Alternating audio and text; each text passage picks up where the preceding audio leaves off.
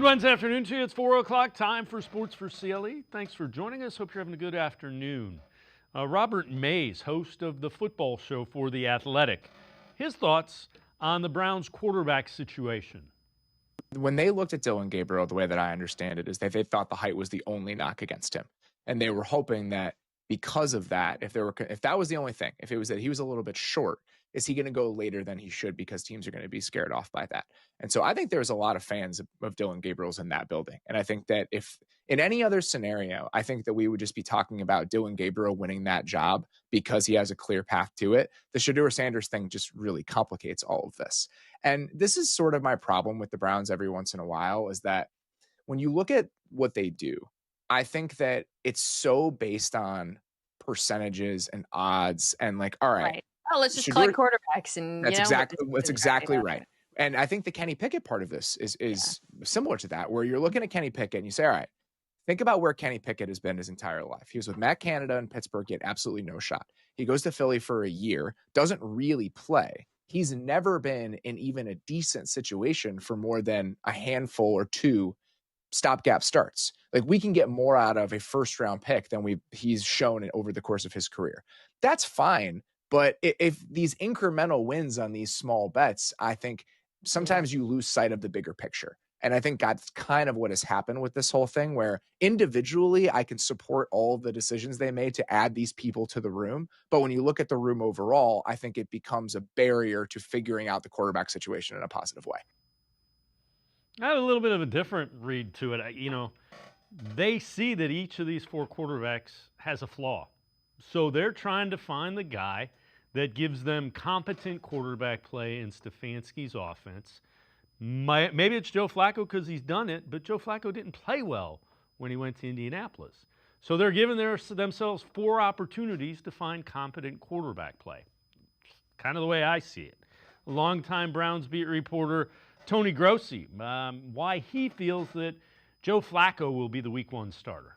Well, I think Pickett has a chance, but this narrative that the Browns want him to be quarterback, even though I've said it appears that way, I don't understand why. Flacco clearly is the superior quarterback right now. They've guaranteed him $3 million. Okay, you don't do that for a bench player. A real big factor in winning this job is going to be the ability to run the play-fake game, the play-action game. And what do we know about Pickett? Notoriously small hands. Ball handling is a problem for him. He's never done it with the Steelers. He didn't do it at the University of Pittsburgh. So in order for the Stefanski offense to be totally complete, you have to cap it off with the play-fake passing game, which is why Flacco has a tremendous edge. He is over 40, so durability would be a question, but it's hard to argue. Flacco does the things that a Kevin Stefanski offense requires. Mike Renner, CBS Sports, his thoughts on the Browns' defensive front seven. A tier, starting with the Cleveland Browns. And this is basically just, it's a lot of Myles Garrett, right? I would feel better about this unit if they had Jeremiah Owusu-Koramoah. Obviously, with his neck injury, he's not going to be playing this year. Your linebackers then are Jordan Hicks, Carson Schwarzenegger, your second rounder. But I kind of like some of the other guys on this defensive line enough that I put him here. I could see arguments to make him a B-tier unit, but one, Myles Garrett is so unstoppable that he changed the game all by himself. The single most impactful defensive lineman in the NFL right now. But then I like what I saw from Isaiah McGuire. I thought Alex Wright was on pace for a breakout season before he got hurt last year. Mason Graham, obviously a top 5 pick, looks like an NFL-ready run defender at minimum. Malik Collins can rush the passer on the interior. Mike Hall Jr. going into year 2 can rush the passer on the interior. Like, there are names on this list that maybe aren't household names that I think people are going to hear more and more of this year and respect their game a little bit more. So there's a lot more talent here than just Myles Garrett. Plenty of Browns talk coming up. Tim Bielik from the Plain Dealer, cleveland.com, as well as Dalton Wasserman from Pro Football Focus a little later in the show. Let's turn our attention to the Guardians. Guardians trying to make it 2 in a row over the Astros in Houston. Had to face Hunter Brown, a sub-2 ERA on the mound. First inning, Jose Ramirez hits one, and This one's not coming back. 2-run homer to give the Guardians an early 2-0 lead. Third inning, Guardians offense going again. Nolan Jones, an RBI double to right field. 3-1 Guardians take the lead. In the third inning, Daniel Schneemann up, and that's going to be a 2-run single to make it 5-1 Guardians. In the fourth, Brian Rocchio. You know things are going good when Brian Rocchio hits a home run. 6-1 Guardians with the lead. Fifth inning, Astros offense gets it rolling. Jose Altuve down the left field line. You would say that painted the line. 2-run double to cut the lead to 6-3. In the eighth inning, it's that guy again, Altuve. An RBI single ties the game up at 6 in the eighth. It goes to the 10th. Angel Martinez with the bases loaded, just far enough into the seats, a grand slam. Guardians win it 10-6 in 10 innings. They're still 5.5 games out of the final wild card spot with 6 teams in front of them. Yeah, I mean, I feel like we've been talking about this for 5 weeks, that I like where our group is. We weren't getting results. And obviously we still have a lot of work to do to get better, but this is why you have to stick to what you're doing. This is why you can't waver. This is why you can't, and it has only been 2 games, I recognize that, but this group is capable of putting up great offensive numbers, and they've done it now 2 nights in a row, and we feel really good about who we have. What did you feel like you guys did against Brown that worked so well? We made him get into the zone. We talked about it pregame. If we can avoid chasing him around the zone, he's going to have to come in. I think we had at least 3 or 4 hits and 3-1 counts where he had to come after us, and we got some big swings. I mean, Jose hits a changeup in the first inning, Schnee with the big hit on the curveball, and Rocchio obviously hits a homer. So I mean, they made him work. Our guys made him work, and we got some mistakes and didn't miss them. So the Guardians will go for the sweep tonight. It'll be Slates Coney facing Brandon Walter. They wrap up the first half against the White Sox. They open up the second half against the A's and the Orioles. Those are the only 3 teams with worse records than the Guardians right now in the American League. So if they're going to get back into it, the time is now. Let's turn our attention to the Cavaliers. They signed free agent Larry Nance Jr., his second go-around with the team. He talked about how he sees himself fitting in with the Cavs, especially come playoff time. When it gets to the playoffs, it gets to a lot of switching and a lot of 5-out movement. And again, the way my game has developed over the past few years is a lot of 5-out. I shoot threes. I play on the perimeter. I'm very comfortable out there, and especially the way Kenny's got the guys playing, very team first, and again with Don and Darius, the way just guarding them, you could tell how easy they make it for the bigs, and I just think I'll fit in really well here. We'll hear from a little bit more from Larry Nance Jr. coming up later in the show. Sam Amico, hoopswire.com, will join us to talk Cavs. But Browns are up first. Time to take a quick break. Tim Bielik on the other side of the break. We're talking Browns on Sports for CLE. You got so much to do. It's got you feeling blue. Put a little play in your day. 'Cause it's fun all over the state. So come on.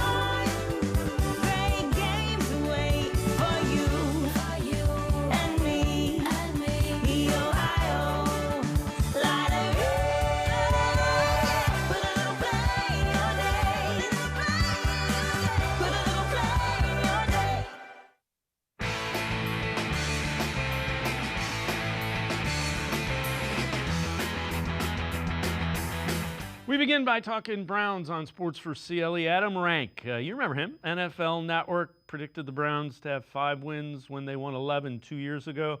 Here's his predictions for the 2025 season. Look at this opening stretch for the Cleveland Browns, a team that won 3 games last year, doing them no favors.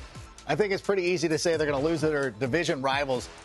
I really believe they have an opportunity to beat the Green Bay Packers. Am I a little bit of a hater? I am. But listen, they're not going to go 0-5. I guarantee you the Browns will not go 0-5. They'll go 1-4. They're not going to go 0-5. I think Green Bay is their easiest pathway to victory. You go up against the Pittsburgh Steelers.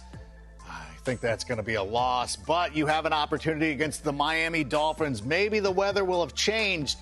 And then at 2-5, this is where things can shift. Mike Vrabel's taken over for the New England Patriots. This is an opportunity right here, but I like the Patriots right there. 2-6 going into the bye. Now coming up against the Jets. I think the Jets are going to be much improved. Justin Fields, the presumed starter right there. Weird things happen in the NFL. I know that you're looking at, there's no way they beat you say that every year. They split the season series last season. It's fine. The Raiders, though, I'm going to take that as a loss.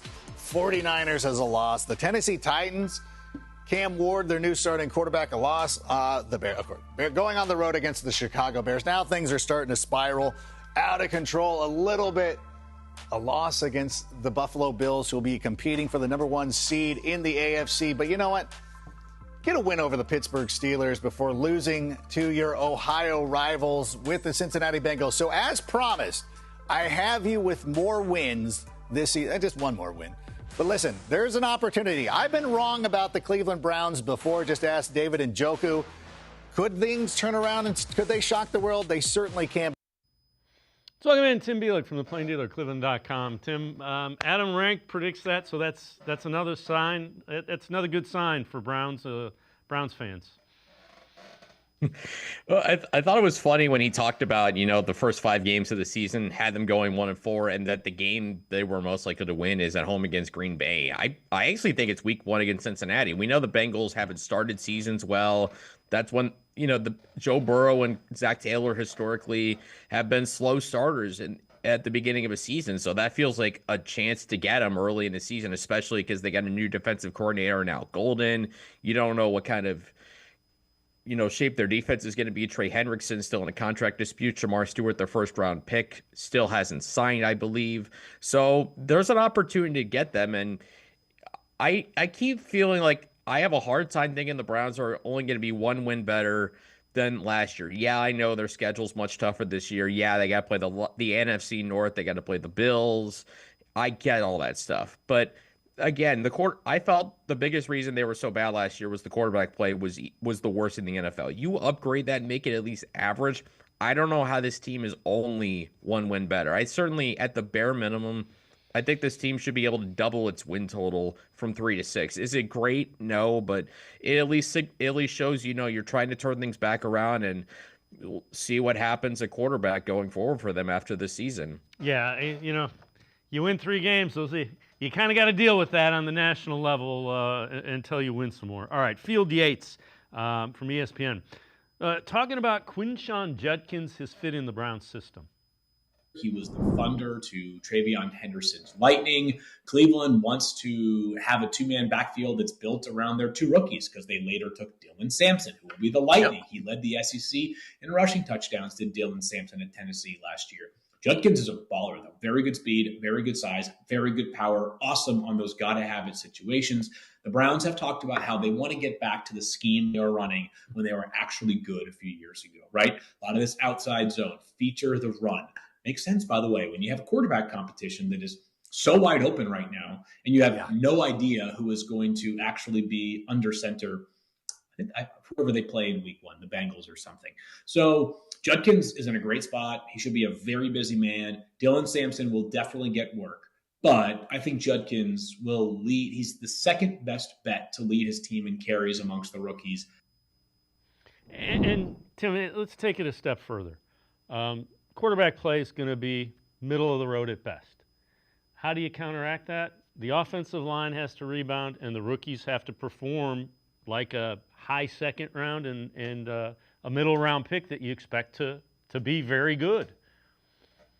Yeah, and I think it's easy to forget, even though he was drafted in the 4th round, that Dylan Sampson, it wouldn't have shocked me if he was a top 75 pick. I thought he was really good as a running back, maybe not as good as some of those other guys, but I do like the idea of, taking Quinshon Judkins and Dylan Sampson and kind of pairing them into this running game and really letting these 2 guys go to work together. I certainly think there's a lot of potential with this duo to have some success. It's going to be a lot to ask of 2 rookies to really carry the running load, but this is the first time also, I think, with the Browns since Andrew Berry's been GM that he's really invested draft picks in skill positions, 2 running backs and a tight end. So we'll see what they're capable of. And I do think Judkins can certainly provide a power element that it seems like the Browns have been missing for a little bit. Yeah, Nick Chubb was a powerful running back, but I think Quinshon Judkins, certainly I think he's got more of that mentality of just running straight downhill. Chubb has the ability to run past you and through you. But I do love Judkins' ability, in those short yardage situations. I think he could be a real tough problem to deal with as a running back. All right. So how good do you let's assume the running game is improved. It has to be better than it was last year. If not, it's going to be a really long season, and we're going to be talking about all the quarterbacks at the top of next year's draft. How good do you expect this defense to be?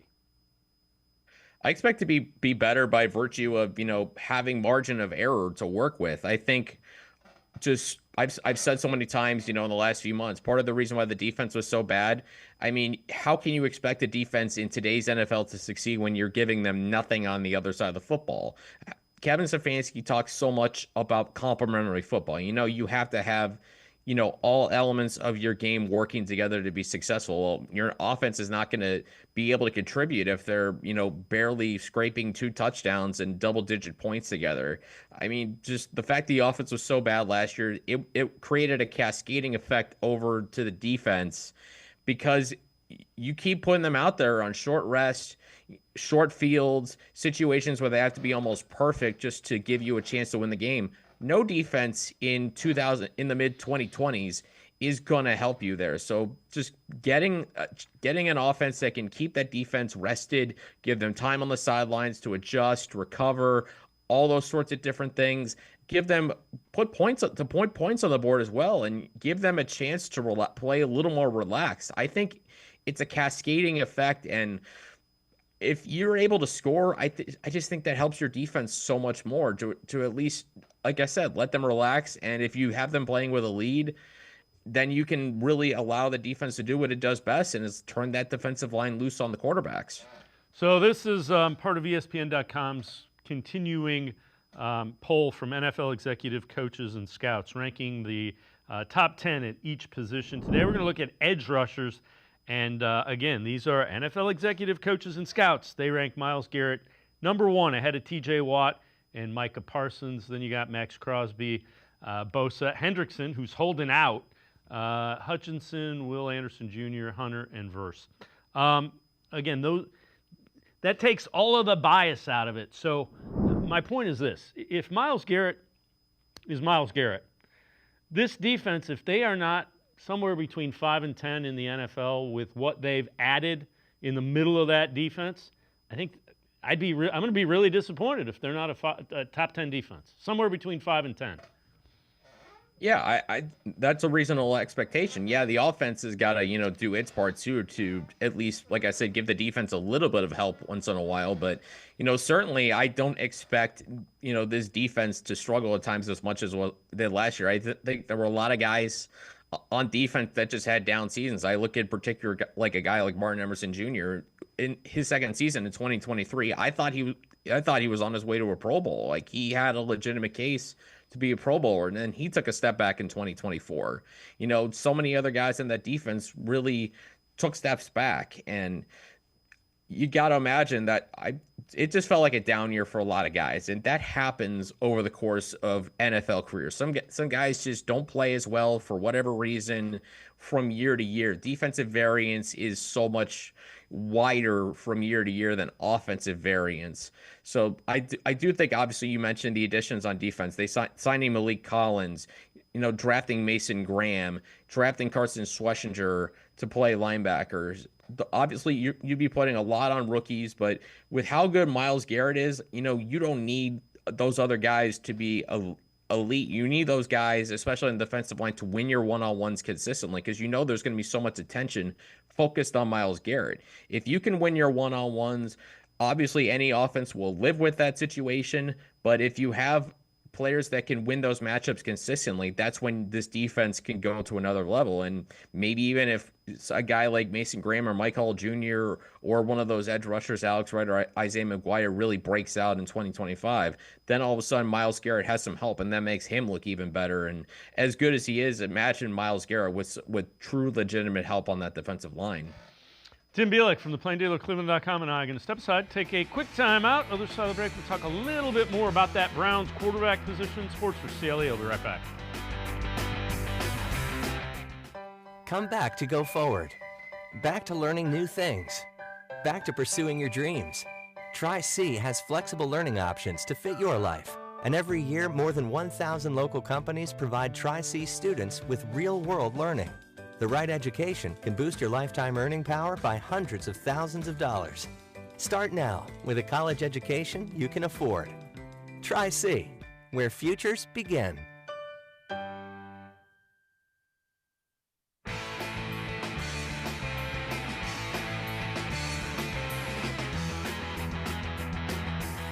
We continue talking Browns with Tim Bielik from the Plain Dealer and cleveland.com. Longtime Browns beat reporter Tony Grossi with the dynamic that led the Browns to signing Joe Flacco in that second wave of free agency. They wanted the market to go down. You know, those earlier quarterbacks, look at what they signed for. They knew Flacco wanted to end up here. That was their, ace in the hole. He turned down an offer, not an offer, but interview with the Steelers. There were a couple other, the Giants inquired to him. He said no. So he was clearly waiting for the Browns to decide to bring him in. And Tim, it's kind of interesting because he didn't play well in Indianapolis. When given the opportunity to start for Anthony Richardson, he couldn't hold on to the job. So I'm hopeful that we get the Joe Flacco we saw a couple years ago and not the one that played in Indianapolis last year. Yeah, I mean, I always kind of joke that, there's something in the water in Cleveland with Joe Flacco. You always think about that 2022 game when he led the Jets on that impossible comeback. I know Browns fans, kind of want to repress that game a little bit, and I get it because that was like a 1 in 2,000 scenario of them losing that game.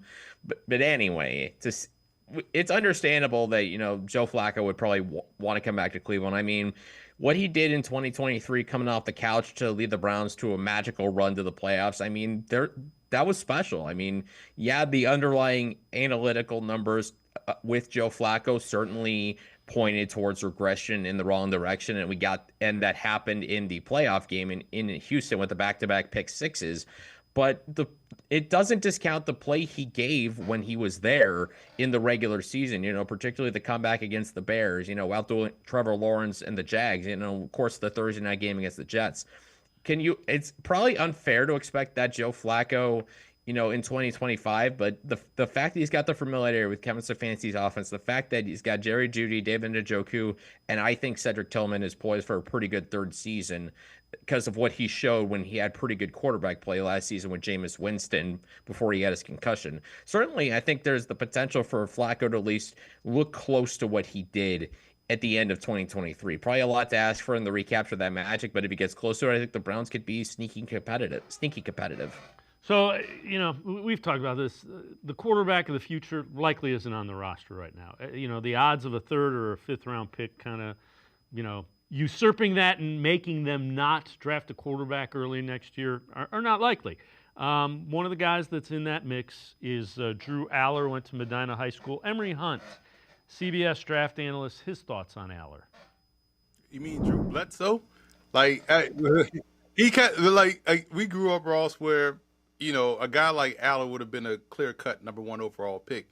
But the game has changed a little bit where you got to be a little bit more athletic, and Aller can move around a little bit, but his throwing motion and his arm always reminds me of Drew Bledsoe, who I was a big fan of at Washington State, and also when he was first overall with the Patriots, instantly made those guys relevant and led them to a Super Bowl in '97. So Drew Aller has skills. I think he's a pro quarterback. I know when you try to see the discussion on social media, it's always he's great or he stinks. But the truth lies somewhere in the middle. Like, yes, he has some inconsistencies that you want to see him work through. You know, Tim, when I watch Aller, and I've seen him a lot, they're not letting him do what he does well. He throws well down the field, and Penn State doesn't have. They're not built for that, or they weren't built for that in his first 2 years. I know you've written an article about the top draftable quarterbacks. Take us through that and who you think. First start with Aller. I know you got him like at 5 or something like that. Yeah, he's number 5 for me.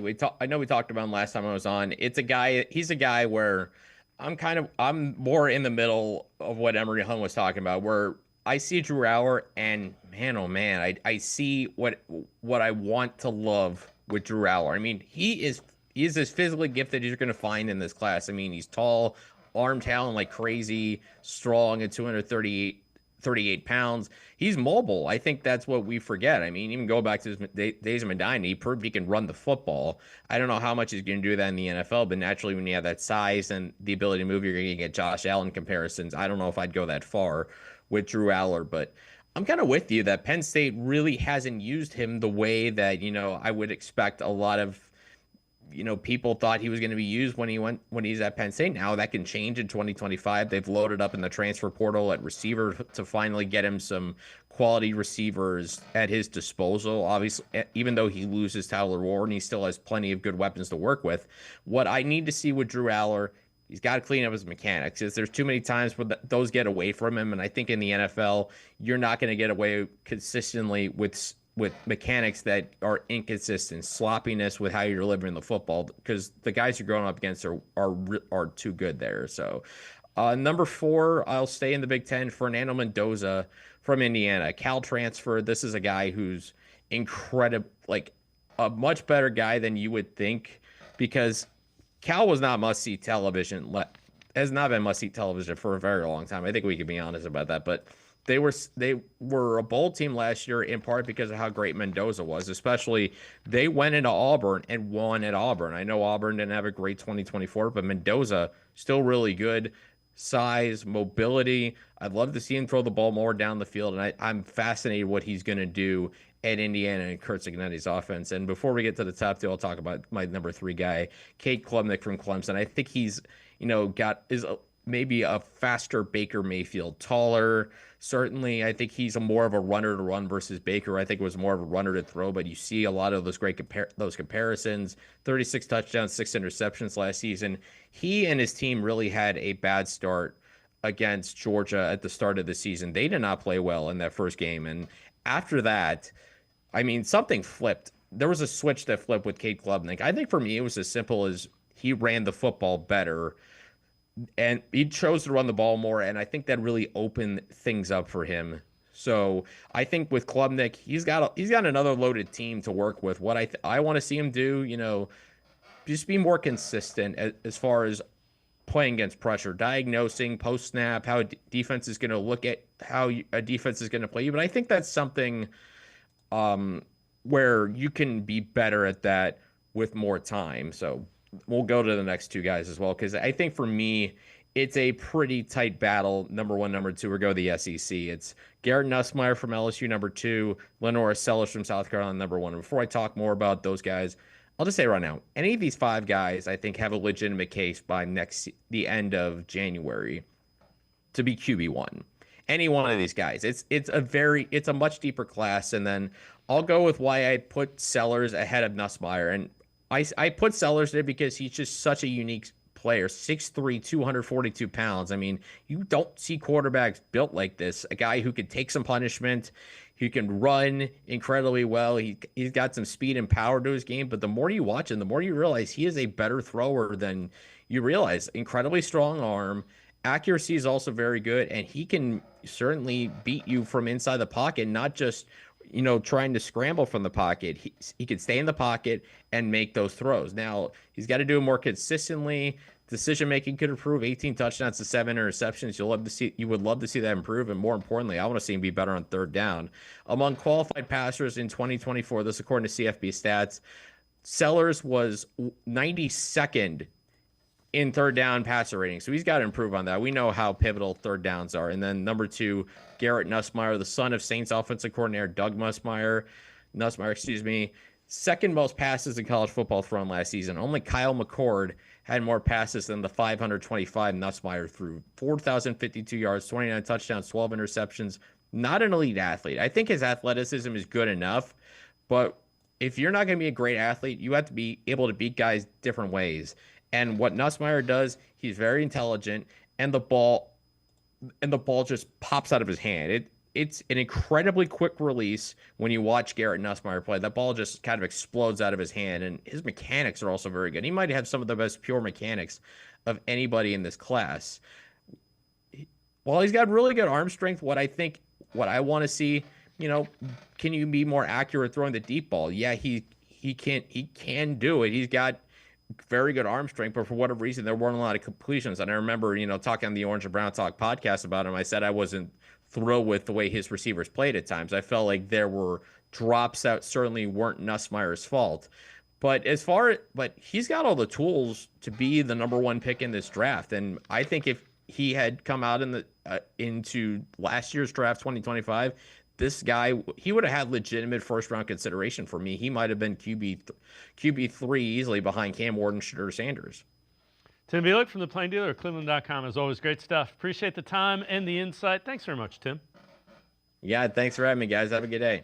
All right, Tim Bielik, make sure you check him out, cleveland.com and the Plain Dealer. We're going to step aside, take a quick time out. Dalton Wasserman from Pro Football Focus. Straight ahead. Stay with us. Come back to go forward. Back to learning new things. Back to pursuing your dreams. Tri-C has flexible learning options to fit your life. And every year, more than 1,000 local companies provide Tri-C students with real-world learning. The right education can boost your lifetime earning power by hundreds of thousands of dollars. Start now with a college education you can afford. Tri-C, where futures begin. You got so much to do, it's got you feeling blue. Put a little flag in your day, 'cause it's fun all over the state. So come on, great games wait for you and me, the Ohio Lottery. Put a little flag in your day, put a little flag in your day. I am powerful beyond my wildest imagination. I will define my future. I will keep challenging myself to improve. Because I am a future leader of this great nation. I will be responsible for raising a beautiful family. And educating not only my generation, but many more to come. I will make a difference in my community. And I will stand up for what I believe in. I will not settle for simply chasing my dreams. I will achieve them. Because I was given a chance. An opportunity. A home. At Family, Career, and Community Leaders of America. The ultimate leadership experience. FCCLA has been one of the greatest experiences of my life. It's made me who I am today. Join us. We'll build a new future together.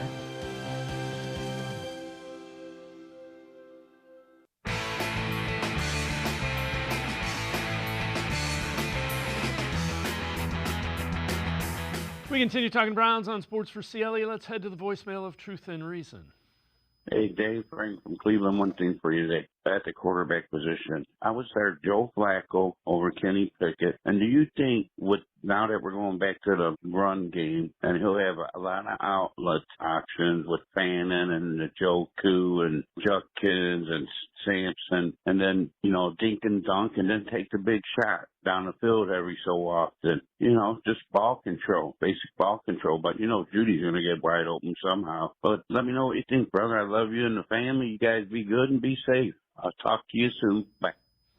As always, appreciate all of the voicemails. Let's welcome in Dalton Wasserman from PFF. Dalton, so going back to the Kevin Stefanski style offense, they've said they're going to do that. I think even more so than the dink and dunk, it's to make the run and the pass look the same so that you can get linebackers coming up and creating the seams in front of the secondary. Yeah, that's kind of Kevin Stefanski's background, right? Is having balance coming from, Minnesota and where, wherever else when he came from that Shanahan tree, right? When you're talking about wanting to run the ball and then setting things up with play action. And I think this team, ideally, if they're going to succeed on offense, that's what they want to do. You hope the offensive line is healthy. Obviously, a lot of veteran players there. You've got a lot of talent in the running back room, albeit unproven at the NFL level. And then I think getting more, your caller there mentioned it, getting a lot of those two tight ends on the field at the same time with David Njoku and Harold Fannin Jr., who could play a big part if Kevin Stefanski can find the right role for him. So I think you talk about having balance, and obviously the most balanced team in the league just won the Super Bowl in Philadelphia, but the Browns are really going to have to build through that because they don't want to stress the quarterbacks too much. So Trevor Sikkim talked about that Browns offensive line. They were ranking all of them 1 through 32. This is from the PFF NFL show. I'm worried about the Cleveland Browns offensive line. Like, they are ranked, where was this? They are ranked 27th on this list. And I think that's basically just out of respect for Wyatt Teller and Joe Bitonio. But like, those two guys, they miss a little bit of time. They're getting older. The offensive tackles, I think, are a massive projection for them. I mean, they still have Jack Conklin, but what's DeJuan Jones going to be? Can Ethan Posick be what he needs to be at that center spot? So it's a lot of names that but they just haven't played really well together. And I do get very worried about that Cleveland Browns offensive line. And Dalton, everybody is a little, they think, we're going to go back to the Kevin Stefanski offense. We're going to be back to, a top 6, top 5 offensive line. That may happen, but there's a lot of questions there. It's a lot of questions, Dave, and the one big factor you have to start to think about is, we've talked about it before, 4 of the 5 projected starters are going to be at least 30 years old come opening day, right? So, and then you talk about the 5th guy being DeJuan Jones, who really shouldn't be playing left tackle. It's not where he played in college. It's not where he's all that comfortable. And then you have a group that even when they were healthy, all of those guys graded in the low to mid 60s for us on our PFF grades, and that's relatively mediocre, right? When you're looking for plus starters to be up there in the 70s and 80s and things like that by our numbers. So it's not only, a unit that suffered through a lot of injuries last year, but I think the age of it really worries me. And that's the part where you look at this offseason and you look at a draft where they didn't select a single offensive lineman. And that's where you start to get worried, is that everything you want to do is based around recycling young talent. And there really isn't very much of it on that Browns offensive line. And then you have a guy, say at right tackle like Jack Conklin, who's been hurt in recent years. And you start to see where things can snowball into bad things like it did last year between age and injuries. I know the answer to this. Explain why the running game is going to be so important, because at best you're going to get average quarterback play from any of the 4 of these guys. Right. And you want to protect those guys, and you want to set up the play action shots when you do want to create explosive plays. A lot of the explosive plays that are going to be created this year for the Browns are going to be created by Kevin Stefanski and the play calling. But if you can't run the football and you don't have that threat, you're asking quarterbacks, no matter who it is, if it's one of the veterans in Flacco or Pickett or one of the rookies in Gabriel or Sanders, you're asking them to do way too much given their status in the league. And this is the most wide open quarterback race in the league right now, at least that's what it looks like going into training camp. But if you're able to run the football for any quarterback, you alleviate that stress. You're not just asking them to drop back in the pocket and be predictable with the play calling, right? You're not falling behind in games, like your caller mentioned earlier, the ball control and time of possession and just wearing out an opposing defense. There's value in all of those things, but they don't happen if you can't run the ball and have balance in your offense to protect those quarterbacks. And it's important to note, when Joe Flacco played a couple of years ago, they couldn't run the ball. So that would make him even more effective if they can find a way to run the football a little bit. Absolutely. There's so many of these quarterbacks in the league now. I think about Jared Goff in Detroit. I think about Brock Purdy in San Francisco, who benefits so much from having either a solid running game or the solid threat of a running game, and then they're elite play action passers who can throw through those spaces that you mentioned on the second level, get open down the field, right? That's what you're really looking for, and that's the point of the run game, is to start to manipulate defenses, linebackers, and safeties the way that you want to, right? So if you're able to do that, Flacco obviously proved he could do a little bit of that with a suspect running game. If you can get a good one going with Judkins, with Sampson, Jerome Ford is still there, that opens that space up even more when those linebackers step up. All right, before we go to break, you wrote an article with the top 10 returning NFL head coaches entering the 2025 season.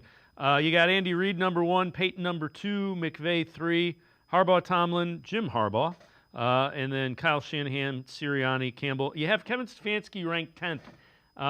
That will surprise a few of our Browns fans who have soured on a guy who's a 2-time head coach of the year. Take us through how you got him at 10 and just how he's viewed across the league. So, look, that last spot was actually the hardest one on the list because there were a couple of guys that were really hard to leave off. It really came down to a trio of Stefanski, Green Bay's Matt LaFleur, and then Minnesota's Kevin O'Connell, two coaches who are also really good and have gotten their teams to the postseason recently. But Stefanski, look, hard to deny what he does on offense. He's a really good offensive play caller. He's won two Coach of the Year awards, which was honestly probably the tiebreaker for me. Broke the Browns' long playoff drought in 2020 with Baker Mayfield, and then found a way, you mentioned it 2 years ago, to make the playoffs with Joe Flacco coming off the couch down the stretch. I think Stefanski's one of the best offensive play callers in the league. And to me, it's not really his fault that the Browns have now taken this downturn. He got stuck with Deshaun Watson when the team probably should have stuck with Baker Mayfield in retrospect, kind of ridden out that injury that he had in 2021. So I think Stefanski's a fantastic coach. And, if for any reason the Browns were to let go of him, I think he'd be at the very top of hiring lists for any teams with vacant head coaching jobs. Dalton Wasserman and I are going to step aside, take a quick time out. We'll take a look at why there is reason for optimism with the Browns. Sports4CLE, be right back. Stay with us.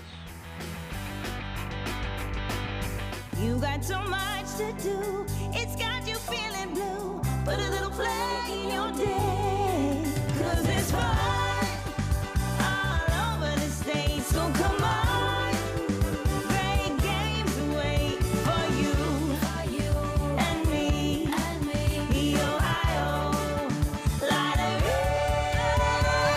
Put a little flag in your day, put a little flag in your day.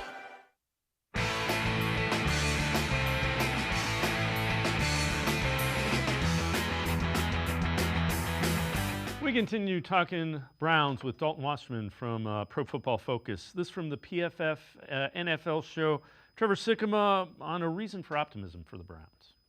He has to be, right? Because you look at how he played in Colorado over the last 2 years. Like, whether he's the week 1 starter or not, he kind of has to be a reason for optimism, right? Because you clearly, I know you had him as QB1 in this past class. So even though I was a little bit lower on him, I thought he was more of, like a mid-day 3 type of a value quarterback. To get him in the 5th round, especially to the current quarterback situation that the Browns have, you are hoping that you get an absolute gem in Shedeur Sanders and that he's starting at some point and that he shows you starting caliber capabilities at the NFL level. So genuinely, like, no trolling, he is one of the other reasons of optimism if he can gain that starting role for them.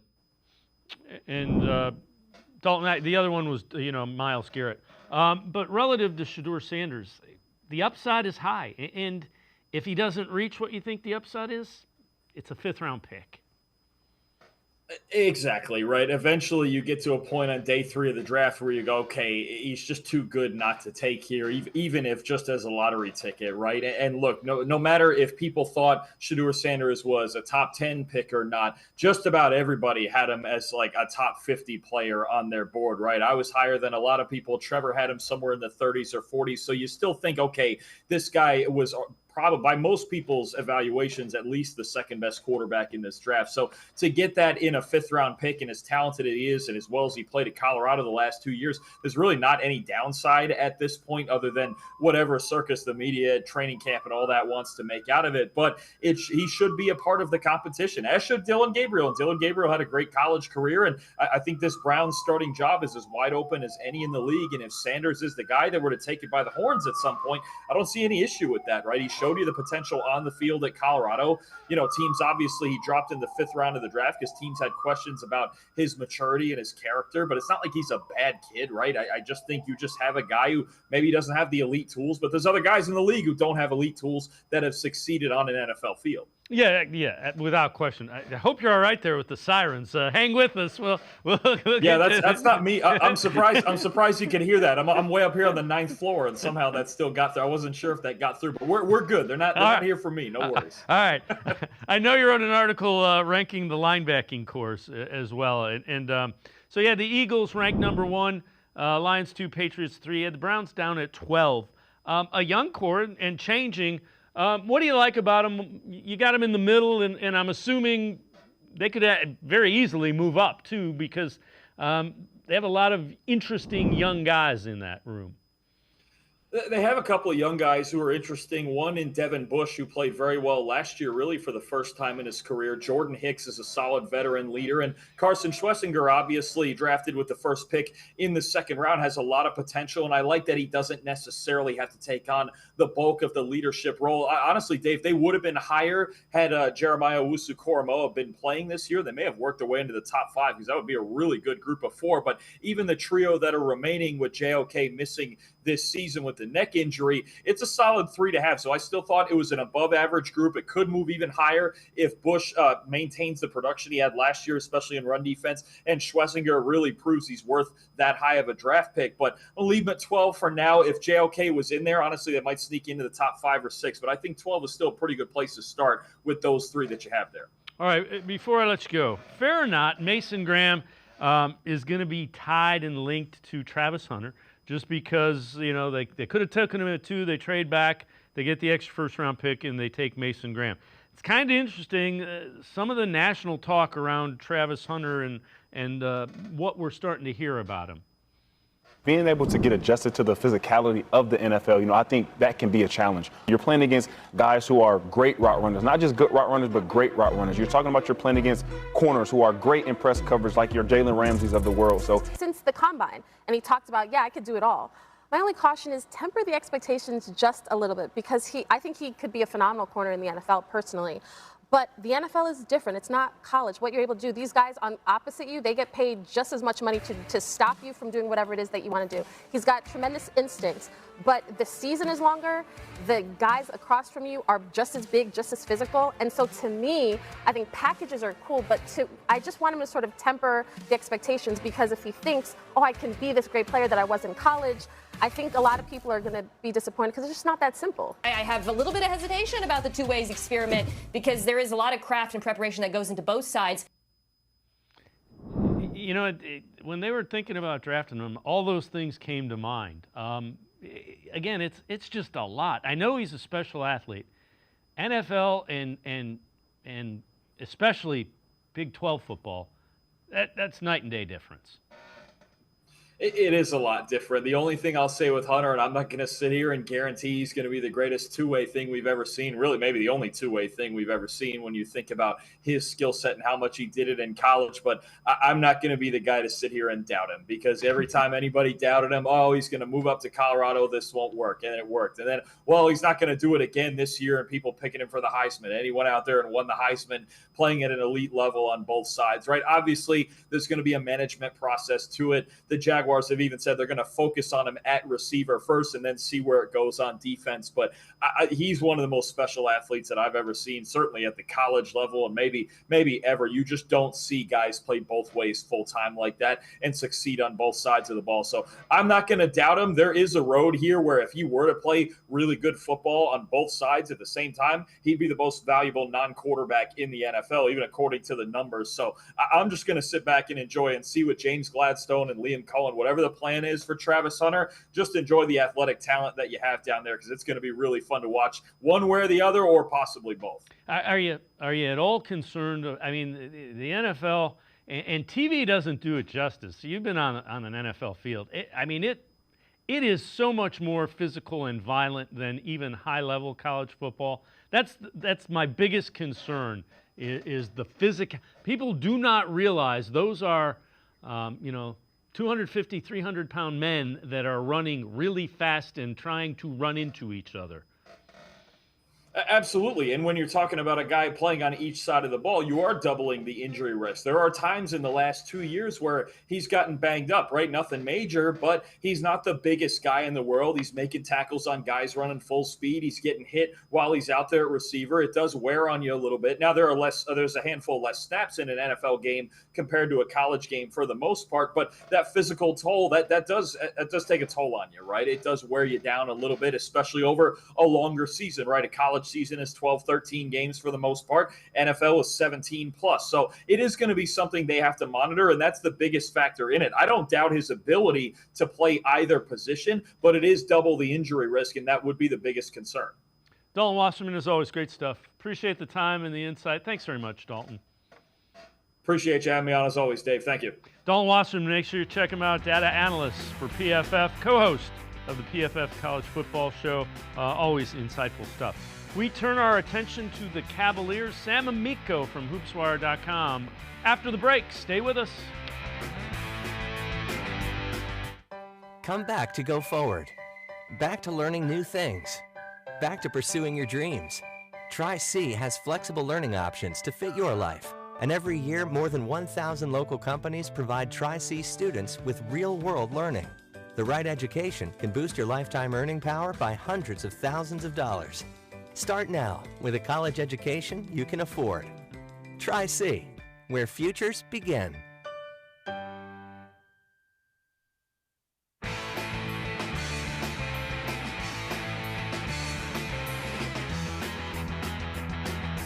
We turn our attention to the Cavaliers. ESPN's national NBA analyst Brian Windhorst talking about a possible Cavs and LeBron James reunion. And if the Lakers are trading LeBron James, they're going to want really good stuff for it. With a straight face, I can't say that it's impossible.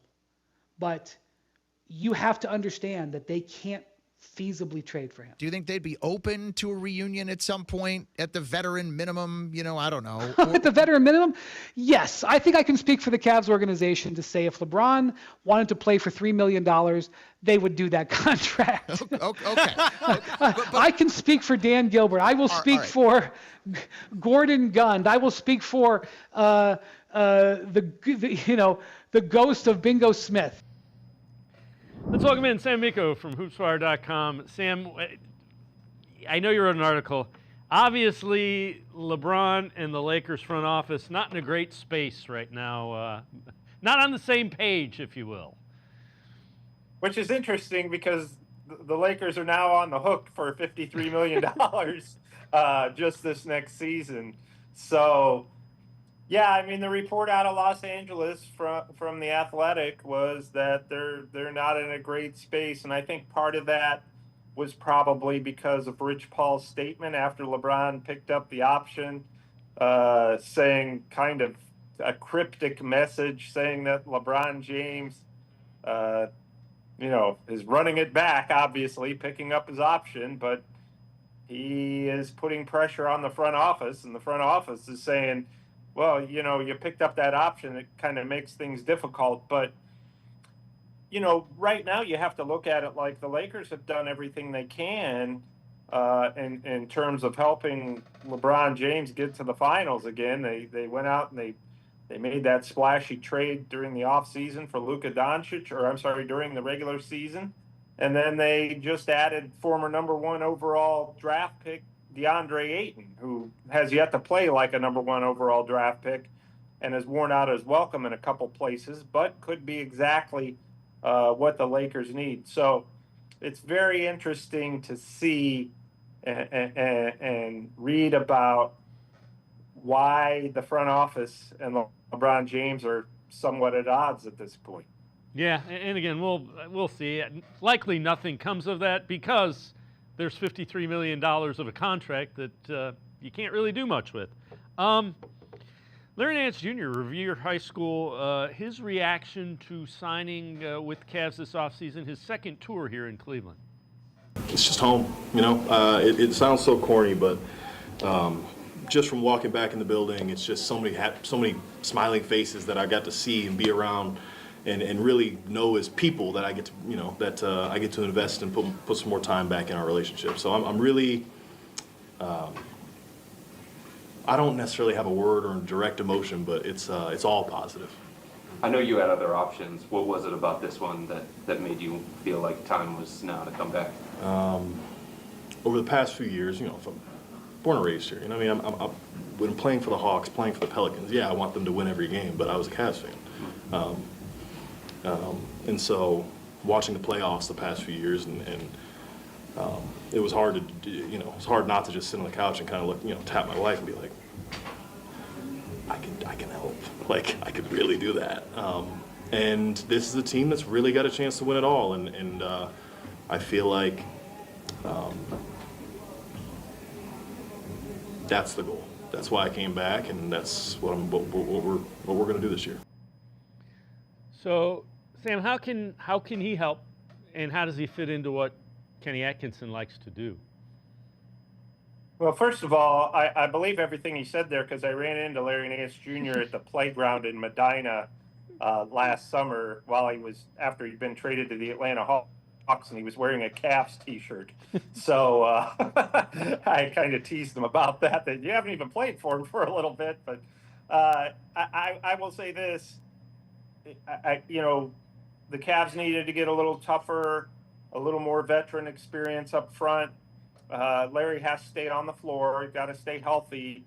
His game, and this happens to guys a lot of times after they get a little bit older, once they pass like 30, and he's 32 now, their games start to move away from the basket a little bit. And he's been pretty proficient in that area, but, much improved since the start of his career. I shouldn't say proficient, but a lot better than he was as a perimeter player when he first came into the league. But Larry Nance Jr. still offers some of that, little bit of toughness around the basket. He can still get up pretty well. And the Cavs are going to be counting on him to alter and block shots and get rebounds and be that utility guy, that utility role that he's played so well over the years. And relieve Jared Allen and Evan Mobley for 10, 15, 20 minutes a game, and just gives them an extra, last year they didn't really have a playable backup big man that they could use in the playoffs. Larry Nance Jr. stays on the floor. He can really, really help in that department. Along those lines, the Heat traded Kevin Love a couple of days ago to the Utah Jazz. Most feel the Jazz will buy him out, making him a free agent. And there's a lot of thought that he wants to come back and play with the Cavaliers. How realistic is that, and how could he help? Yeah, I have a idea for an NBA rule, and that's if you're waived by the Utah Jazz after the age of 35, it's mandated that you retire. But I would say with Kevin Love, I think that's probably, again, as Brian Windhorst said, you can't say any of this with a straight face because this is the NBA and all is possible. I mean, Luka Doncic got traded, so anything could happen. But I don't know. I look at Kevin Love as that signing would be more like a Tristan Thompson type of deal where he just comes back and is a leader or, kind of a mentor in the locker room as opposed to a guy who helps you on the floor. He didn't have a terrible season last year. I think he averaged about 5 points, but there were a lot of games he did not play, and that was for a reason. The Miami Heat needed a guy who offered what Kevin Love used to add. So I think it would just be, if the Cavs were to sign Kevin Love, I think it would just be kind of for nostalgia's sake as opposed to a guy who's going to come out on the court and really help you win a championship. They might be better off served spending that veterans minimum on another playable big man, which I think they could still use, and I think they could still use that, whether it's like a Thomas Bryant type or, a guy who's a little younger who's actually going to play 10 to 15 minutes every night. Kevin Love is not that player anymore. So I would be surprised he didn't have a great ending with the Cavs last time. Obviously got, bought out and waived, was pretty upset about that, kind of let the front office know about it, that he wasn't pleased. So I think it's probably a long shot, but again, it's the NBA and nothing's impossible.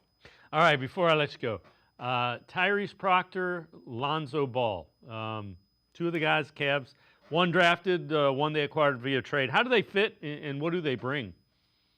I think Lonzo Ball's an excellent acquisition if he can stay healthy, right, which is something he hasn't done over the last 3 years. Missed 2 straight years with some mysterious knee injury last year, missed all but 35 games with a wrist injury. But if he can stay on the floor, he gives you that big physical. He's a physical player, believe it or not, defensively.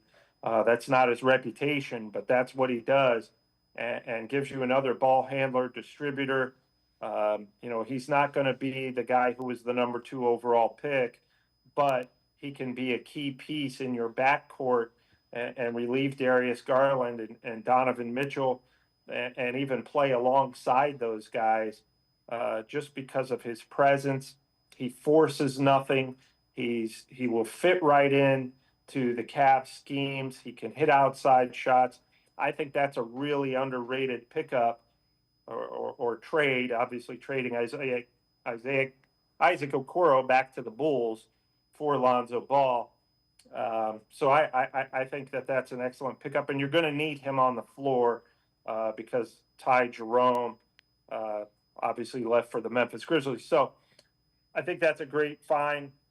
Proctor, second-round pick out of Duke, is a guy who, really is kind of that modern-day NBA player who can do a little bit of everything, handle the ball, shoot outside shots. Probably going to be tough for him to crack the rotation as a rookie, but you never know. Sometimes these guys come out of nowhere and play right away. I think the Cavs are going to be leaning heavily, or a lot more heavily this year, on Jalen Tyson, their rookie from last year. So it might be tough for Proctor to get minutes, but there are certainly opportunities there for him.